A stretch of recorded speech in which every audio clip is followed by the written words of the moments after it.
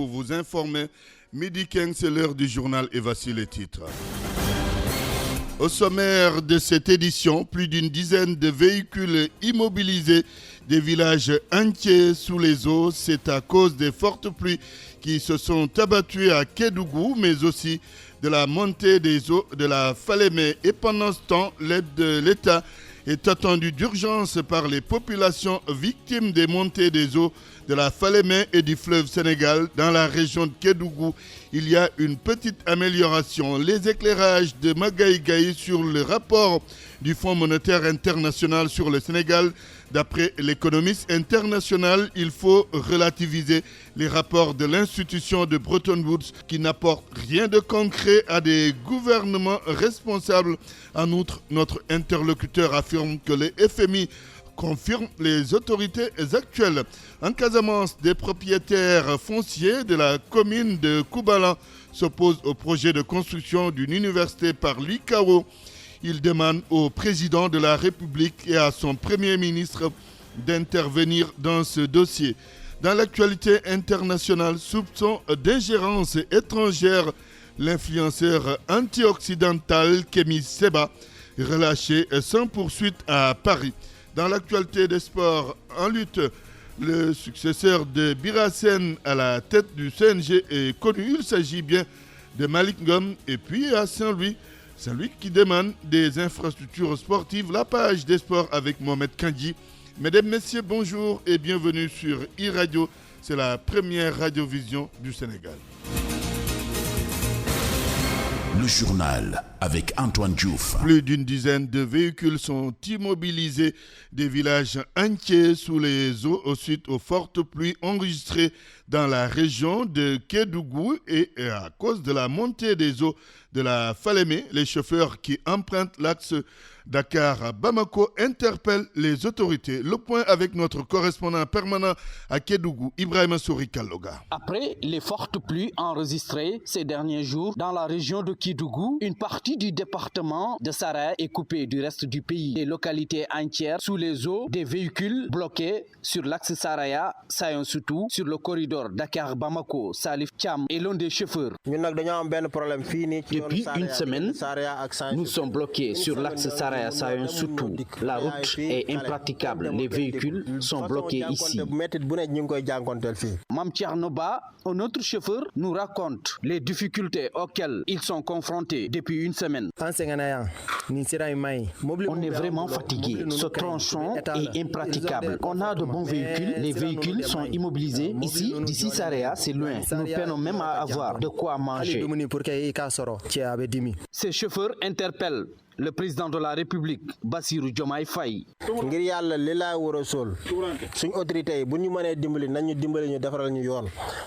Vraiment, nous lançons un appel aux autorités de nous aider à refaire cette route.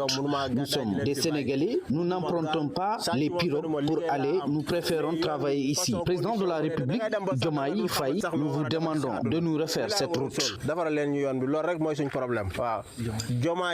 Président, son excellence, Lila Worosol, parce que nous Pour rappel, beaucoup de localités sont coupées du reste du département et restent aussi sous les eaux. Avec l'arrivée annoncée du président de la République dans la région de Kédougou, l'espoir est permis à Kédougou. Ibrahima Kalloga, e-Radio. Inondation dans la région de Kédougou, toujours une petite amélioration est notée dans les villages le long de la Falémé et les populations sinistrées attendent toujours l'aide de l'État qui a promis 8 milliards de francs CFA pour assister ces villages touchés dans les régions de Kédougou, Tambacounda et Matam. Pour le moment, ce sont les bonnes volontés qui se sont manifestées. Les explications du président des jeunes de Kolia, village situé le long de la Falémé, Kamadan Faha, interrogé par e-Radio. La situation a juste un peu amélioré, mais ça reste. Parce que si on prend le village de Kolia où la moitié du village est englouti donc par les inondations, d'ailleurs qui est touché 2 fois par les inondations cette année.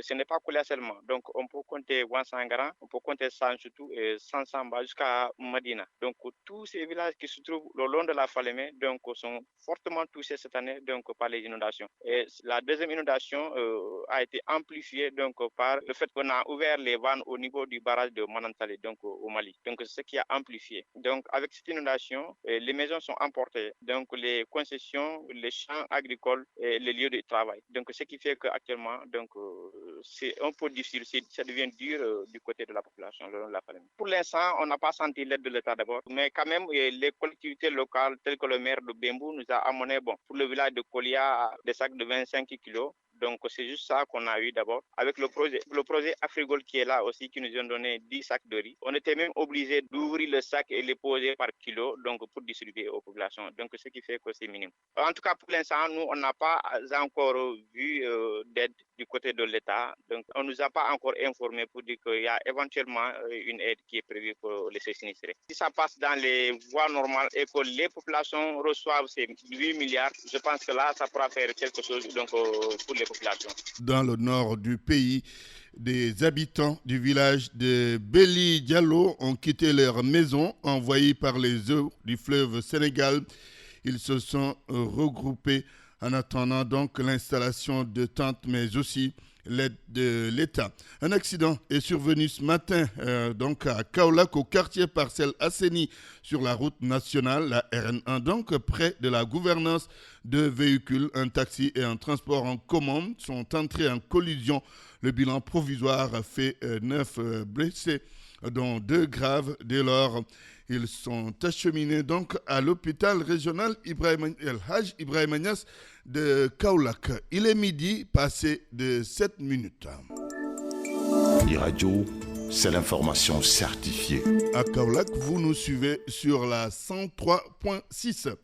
Le dernier rapport du Fonds monétaire international passé au crible par un économiste international a pour le premier point, Magaye Gaye soutient qu'il faut relativiser ce que dit le FMI, mais pour le deuxième point, il déclare que l'institution de Bretton Woods a confirmé les autorités actuelles. Et en troisième lieu, il demande au FMI de dire sa responsabilité dans le surendettement du Sénégal.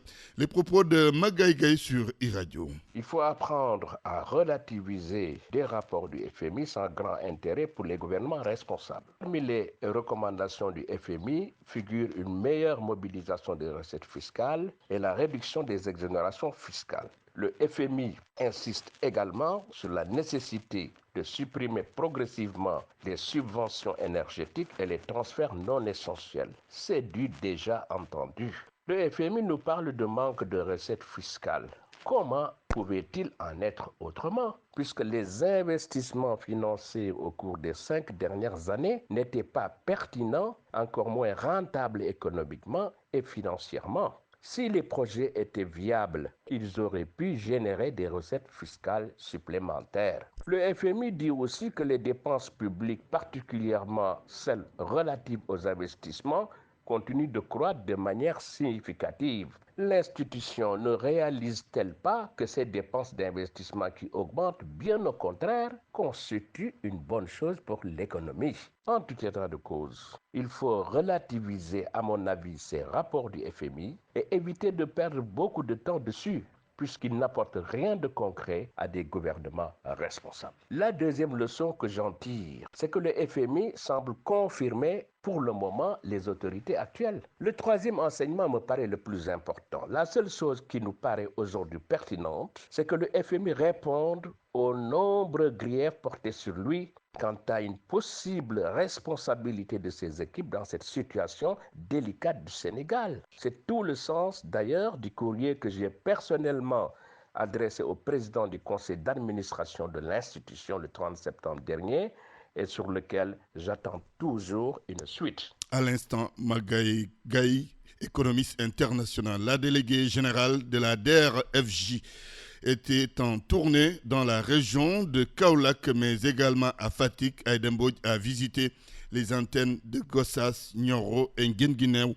Elle a permis aux jeunes et aux femmes de ces localités de se formaliser gratuitement, mais aussi d'être sensibilisés sur les opportunités de financement et de formation qu'offre la DER. Écoutons Aïda Mbodj au micro de Sékou Diallo.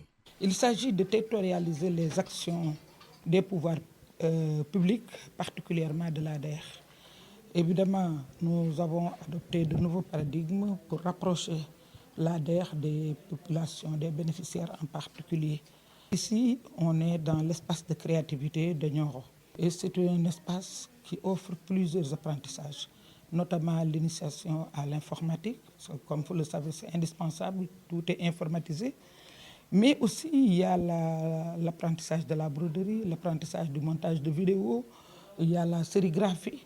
Donc, c'est quelque chose qui pourrait attirer et inspirer les jeunes. Non seulement, il est vrai que notre cœur de métier, c'est le financement, mais avant de financer, il y a des préalables. Tout à l'heure, nous venons de Kaolack avec la formalisation. Vous savez très bien aussi que nous sommes dans la formation, mais il y a aussi la sensibilisation, la conscientisation pour fixer les jeunes.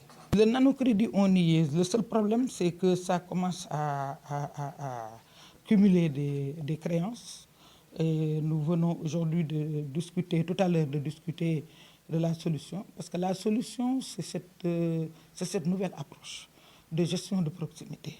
Je pense qu'à terme, comme on fait avec le nanocrédit, on va le faire avec les autres financements, c'est-à-dire financer à partir de la base. Il est midi passé de 11 minutes. Vous avez choisi e-Radio pour vous informer. E-Radio, c'est partout au Sénégal. L'information sur e-Radio, l'affaire du foncier opposant les propriétaires terriens de Koubalan à l'Université catholique de l'Afrique de l'Ouest ressurgit lors d'une rencontre convoquée par les autorités administratives en présence de celles municipales.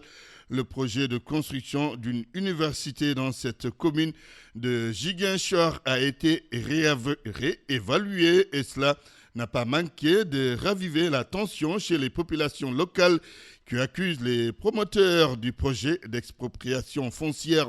Les propriétaires des terres, source de conflit, en appellent à l'arbitrage du chef de l'État et de son premier ministre. Voici leur porte-parole, Fanta Madi Tamba, au micro d'Assanba. En citoyen honnête, nous avons naïvement accueilli les autorités locales actuelles aux charges du dossier avec l'espoir d'assister à la fin définitive de ce conflit vieux d'une quinzaine d'années. Hélas, il est regrettable de constater que celle-ci étant en quête d'astuces pouvant leur permettre d'exécuter une commande foncière juridiquement impossible et moralement insoutenable. C'est pourquoi nous, collectifs des propriétaires terriens, condamnons avec la dernière énergie ce New Deal inopportun et insensé et maladroitement défendu par l'administration territoriale. ICAO a pris plus de 100 hectares. Je vous dis, ils ont dit qu'ils ont fait une clôture de 4400 mètres de pourtour. C'est l'équivalent de 105 hectares. Et le contexte actuel, l'État du Sénégal est dans une audite du foncier, où on est en train partout au Sénégal d'auditer le foncier. Nous voudrions que l'État du Sénégal audite aussi notre foncier. Ils ont commencé par faire une autre affectation forfaitaire de 24 hectares pour dire que ils ont libéré tout, maintenant ils prennent 24 hectares. Tantôt, ils veulent encore une négociation pour encore qu'on les libère 10 hectares. Mais finalement, ces gens-là, ils sont assis sur rien du tout, sur un terrain détruit, sans avoir un papier légal qui te permet de construire. Tout ce que tu investis là-bas, c'est de l'argent jeté par la fenêtre. Donc, qu'ils dégagent. ICAO! ICAO! Non terre! Non vie! Contactés par notre correspondant à Ziguinchor, les responsables de l'Université catholique de l'Afrique de l'Ouest ne veulent pas se prononcer sur la question pour le moment. Les 308 travailleurs du Fonds d'entretien routier autonome de Touba sont restés 3 mois sans salaire. Depuis la fin de leur contrat au mois de juin, ils n'ont pas été payés. Face à cette situation, ils demandent aux nouvelles autorités de réagir le plus rapidement possible. Touba Mbaké, Gorandaklo. Plus de 300 travailleurs du Fonds d'entretien routier autonome peinent à percevoir leur arriéré de salaire depuis 3 mois. Une situation qui pousse le porte-parole des travailleurs du FERA à Touba à monter au créneau. Balenjaï. Nous avions signé un contrat depuis 2023 et ce contrat a pris fin au mois de juin dernier. Et depuis lors, le FERA nous doit 3 mois de rémunération. Concernant le renouvellement du contrat de travail des agents du Fonds d'entretien routier autonome, le porte-parole des travailleurs du FERA apporte des éclaircissements.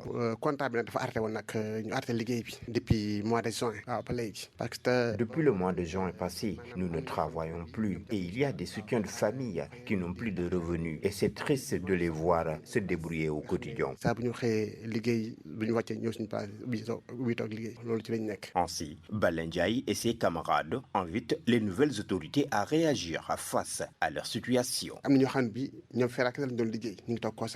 Certains d'entre nous n'avaient pas autre que ce travail, raison pour laquelle nous lançons un appel au chef de l'État.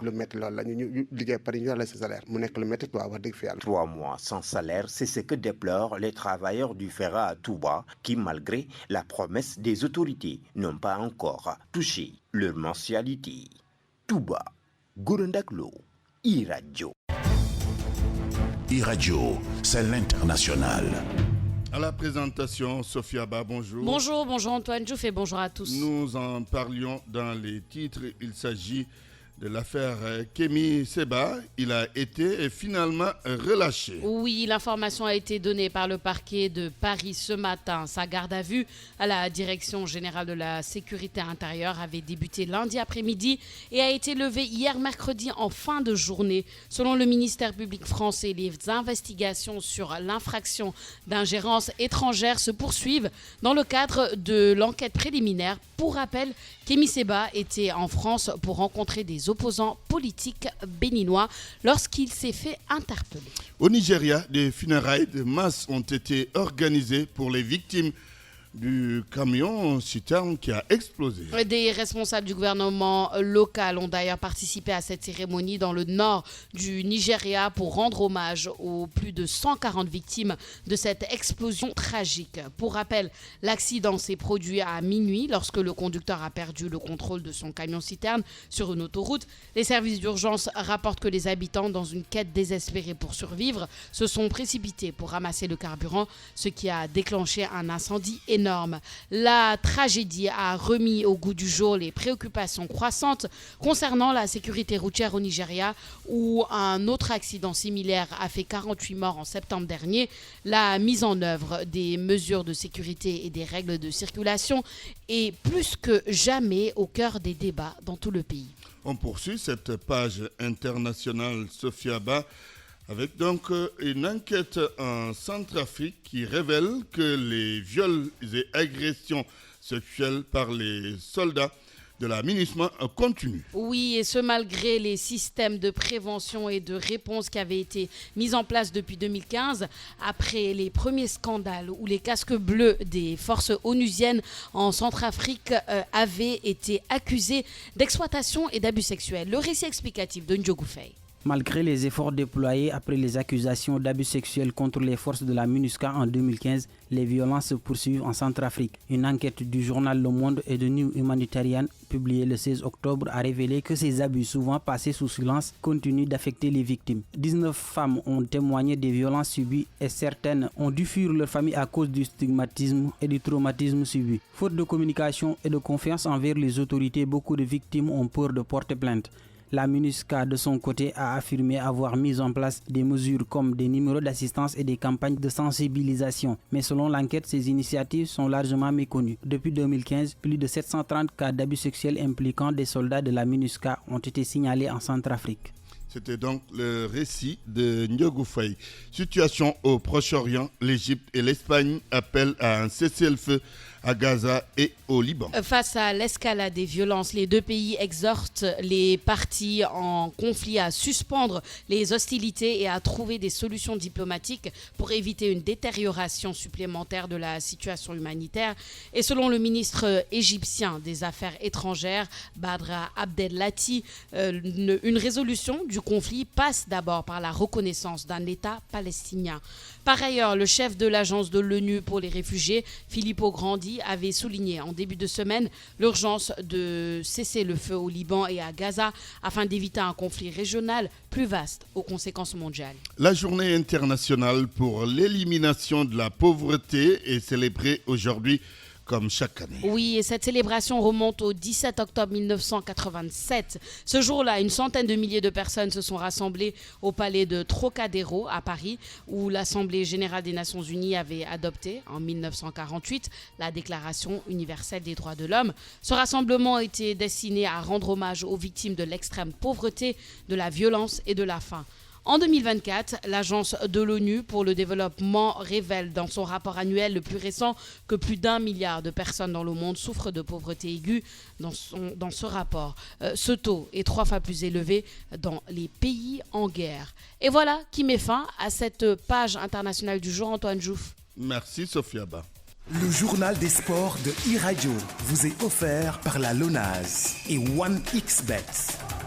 À la présentation de cette page des sports, Mohamed Kandji. Bonjour Mohamed. Bonjour Antoine. Le CNG de lutte a un nouveau patron. Sans grande surprise, l'arbitre de lutte sénégalaise Malick Ngom prend la présidence du comité national de gestion de la lutte. Il remplace à ce poste Bira Sène, dont le mandat est arrivé à terme. Le ministre des Sports, qui avait rencontré les acteurs de la lutte jeudi dernier, avait demandé aux parties prenantes de lui proposer une liste de 3 candidats sur la base de laquelle le nouveau président du CNG sera choisi. Le tout nouveau président a réagi dans nos précédentes éditions pour revenir sur ses ambitions et la démarche du ministre des Sports. Écoutons Malick Ngom.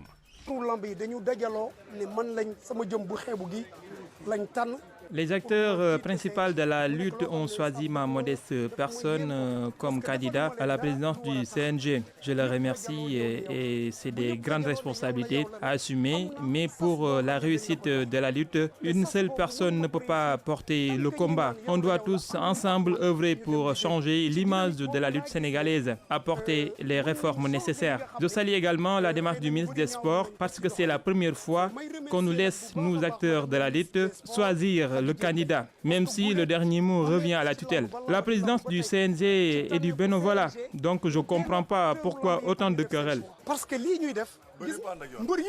Les propos de Malick Ngom, traduits par Chersal et plusieurs personnalités Antoine du monde de la lutte, avaient fait acte de candidature, dont Bekay Mbaye, communicateur traditionnel, et l'ancien lutteur Mohamed Ndao Tyson. Le ministre des Sports avait annoncé que le nouveau président du CNG aura un mandat d'1 année assorti d'une convention d'objectifs. À l'issue de son mandat, le président pourra être évalué pour savoir s'il sera reconduit ou non. Le football saint-louisien taclé, Mohamed.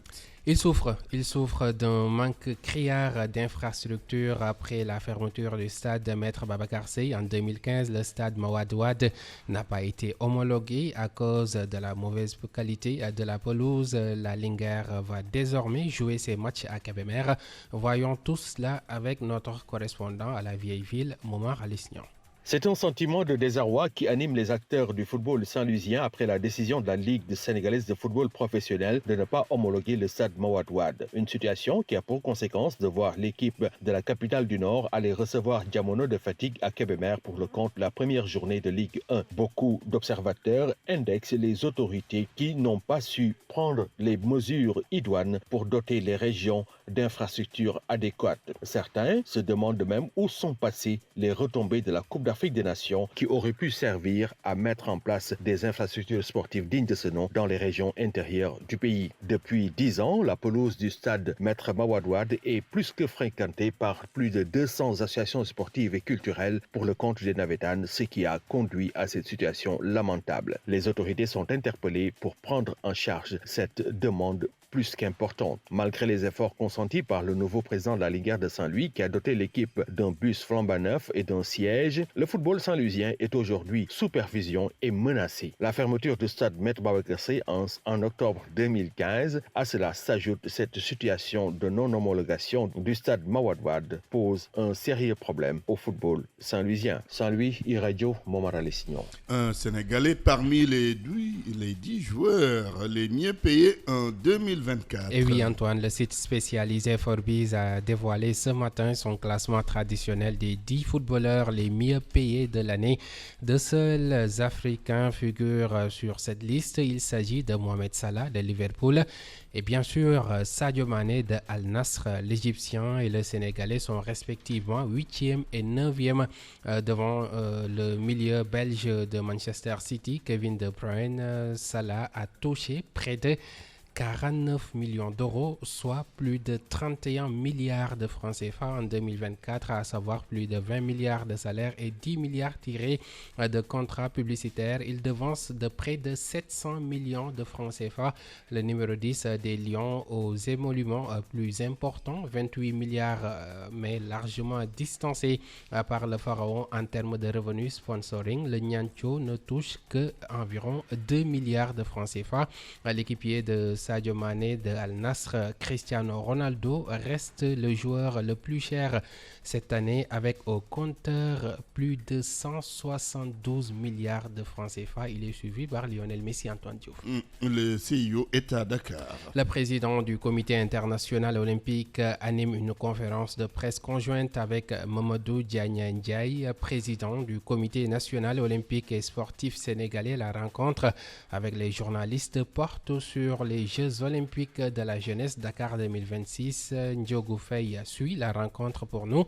Son compte rendu à suivre dans nos prochaines éditions. Il faut aussi noter que le comité d'organisation des Jeux olympiques de la jeunesse Dakar 2026 va lancer dans les prochains jours un concours pour la conception de la mascotte de la compétition dans tous les établissements scolaires du pays. L'annonce est de son président Mamadou Diagne Ndiaye. Il rappelle que les JOJ Dakar 2026 s'inscrivent dans la ligne qui place la jeunesse et le sport au cœur des dynamiques de transformation, et réussir ce pari suppose également une coopération puissante avec les membres de la grande famille olympique. Toujours selon Mamadou Diagne Ndiaye, le socle du projet Dakar 26 est articulé autour de la vision, la jeunesse et le sport pour une contribution à la transformation du Sénégal et une source d'inspiration pour l'Afrique. Antoine Sanetou pour l'actualité sportive. Merci Mohamed Kandji. Midi 27 minutes. Le journal des sports de iRadio vous a été offert par la LONASE et 1xBet.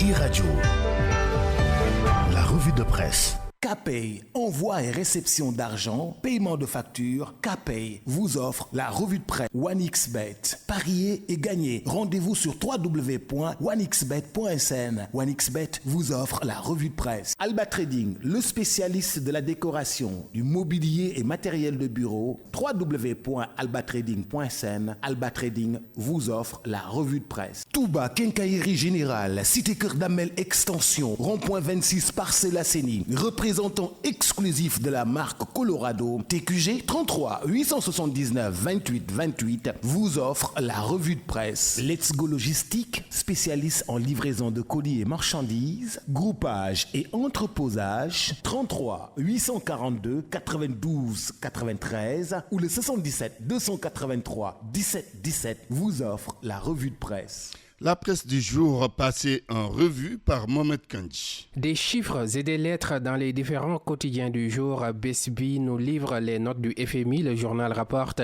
qu'une équipe du Fonds monétaire international a bouclé sa mission au Sénégal.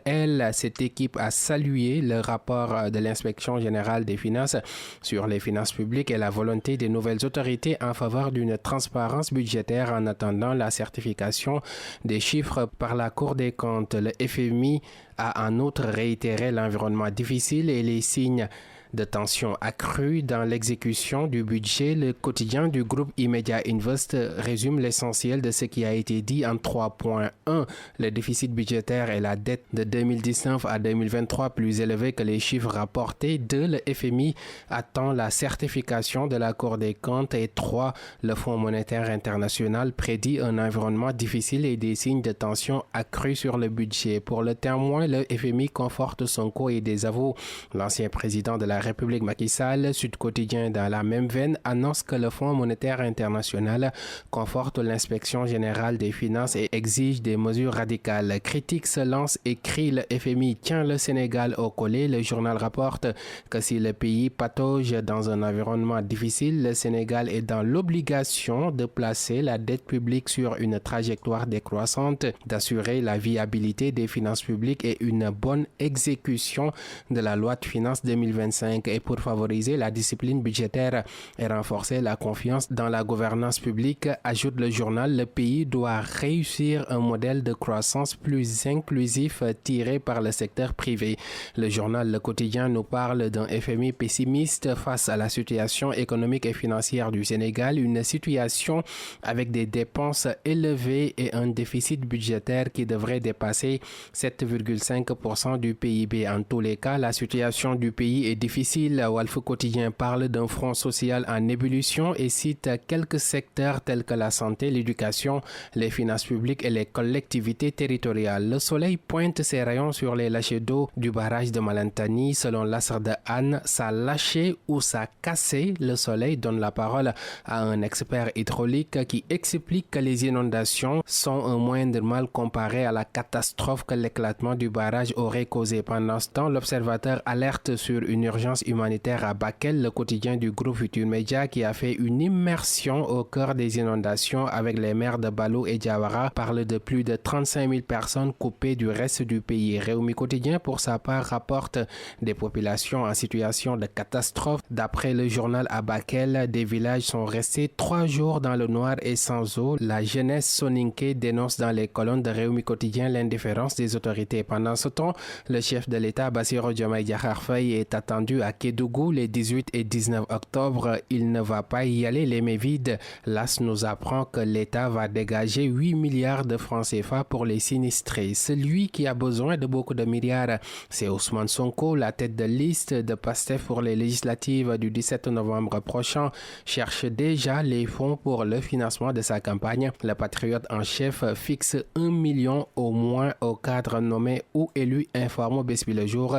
Les Échos renseignent que pendant que Bakel et Matam pataugent dans l'eau, Sonko lance une vaste campagne de levée de fonds et annonce un giga meeting ce samedi à Dakar Arena. Le timing pose problème et c'est pourquoi dans Tribune, Bougane Gueye Dany demande à Sonko de respecter les Sénégalais. Selon le leader du mouvement Gumsa Bop, le patron du parti PASTEF devrait au moins penser de faire cette campagne de levée de fonds avec les inondations qui ont impacté certaines régions du Sénégal. Dans Vox Populi, Bougane Gueye charge Sonko et déclare qu'il n'y a que la politique qui l'intéresse et c'est dommage. Dommage également pour les personnes qui souhaitent se rendre au lieu saint de l'islam et qui ont plus de 65 ans, souffrant de maladies cardiaques, rénales ou respiratoires, de diabète, les femmes enceintes, entre autres. Besbi le jour nous apprend que le ministère saoudien du Hajj et de la Umrah a émis un avis sanitaire plus strict pour les pèlerins et demande à toutes ces personnes citées de reporter leur pèlerinage. Le spécialiste de la décoration, du mobilier et matériel de bureau, www.albatrading.sn. Alba Trading vous a offert la revue de presse. Touba Quincaillerie Générale, Cité Cœur Damel Extension, rond-point 26 Parcelles Assainies, représentant exclusif de la marque Colorado, TQG 33 879 28 28, vous a offert la revue de presse. Capay, envoi et réception d'argent, paiement de facture, Capay vous a offert la revue de presse.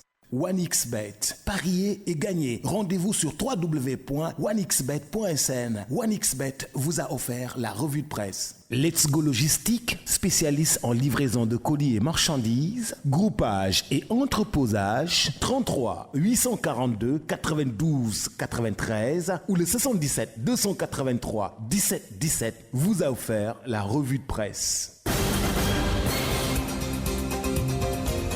C'est la fin de ce Midi 15, je vous rappelle les titres. Plus d'une dizaine de véhicules immobilisés, des villages entiers sous les eaux. C'est à cause des fortes pluies qui se sont abattues à Kédougou, mais aussi de la montée des eaux de la Falémé. Et pendant ce temps, l'aide de l'État attendue d'urgence par les populations victimes de la montée des eaux de la Falémé et du fleuve Sénégal. Dans la région de Kédougou, il y a une petite amélioration.